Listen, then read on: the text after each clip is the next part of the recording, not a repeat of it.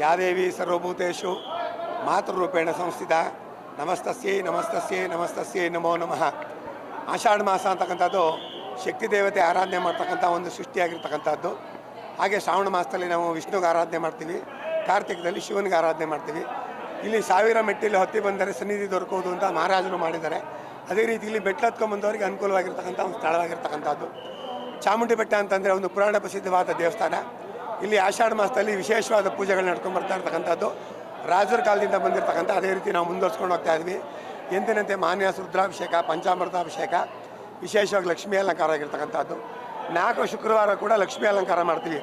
ಆಷಾಢ ಮಾಸದಲ್ಲಿ ವಿಶೇಷ ಅಂದರೆ ಲಕ್ಷ್ಮಿಗೆ ಹೆಚ್ಚು ಪ್ರಾಧಾನ್ಯತೆ ಕೊಟ್ಟಿರ್ತಕ್ಕಂಥದ್ದು.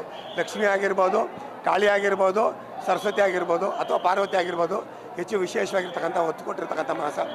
ಇಲ್ಲಿ ಏನು ಈ ಮಾಸದಲ್ಲಿ ಏನಕ್ಕೆ ಚಾಮುಂಡಿ ಬೆಟ್ಟ ಅಥವಾ ಶಕ್ತಿ ದೇವತೆ ಆರಾಧನೆ ಮಾಡ್ತಾರೆ ಅಂದರೆ ಶುಭ ಮಂಗಳ ಕಾರ್ಯಗಳು ಯಾವುದೂ ಇಲ್ಲದೆ ಇರೋದ್ರಿಂದ ಕುಟುಂಬ ಸಮೇತರಾಗಿ ದರ್ಶನ ಮಾಡೋಕ್ಕೆ ಅವಕಾಶ ಸಿಗೋದು ಆಷಾಢ ಮಾಸದಲ್ಲಿ ಮಾತ್ರ.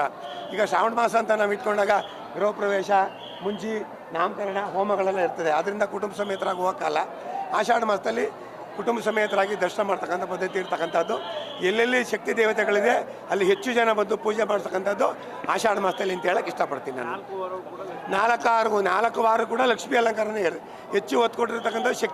ಶಕ್ತಿ ಅಂದರೆ ಮಹಾಲಕ್ಷ್ಮಿ, ಇಚ್ಛಾಶಕ್ತಿ, ಜ್ಞಾನಶಕ್ತಿ, ಕ್ರಿಯಾಶಕ್ತಿ, ಸೃಷ್ಟಿ, ಸ್ಥಿತಿ, ಲಯ ಅಂತ ಹೇಳ್ತಾನೆ. ಅದರಲ್ಲಿ ಹಾಂ ಅಂದರೆ ನಾವು ಮಳೆ ಬರಲಿ ಅಂತ ಪೂಜೆ ಮಾಡ್ತಾ ಇದ್ದೀವಿ. ಖಂಡಿತವಾಗಲೂ ಮಳೆ ಬೆಳೆಯಲ್ಲಿ ಆಗುತ್ತೆ, ನಿಧಾನ ಆದರೂ ಮಳೆ ಬೆಳೆ ಅನುಕೂಲ ಆಗುತ್ತೆ ಎಲ್ಲರಿಗೂ. ಅಂದರೆ ಪಂಚಾಮೃತ ಅಭಿಷೇಕ, ಮಹಾನ್ಯಾಸ ರುದ್ರಾಭಿಷೇಕ, ವಿಶೇಷವಾಗಿ ಲಕ್ಷ್ಮೀ ಅಲಂಕಾರ ಆಗಿರ್ತಕ್ಕಂಥದ್ದು ಇಂಥನೇ ವಿಶೇಷವಾಗಿರ್ತಕ್ಕಂಥದ್ದು.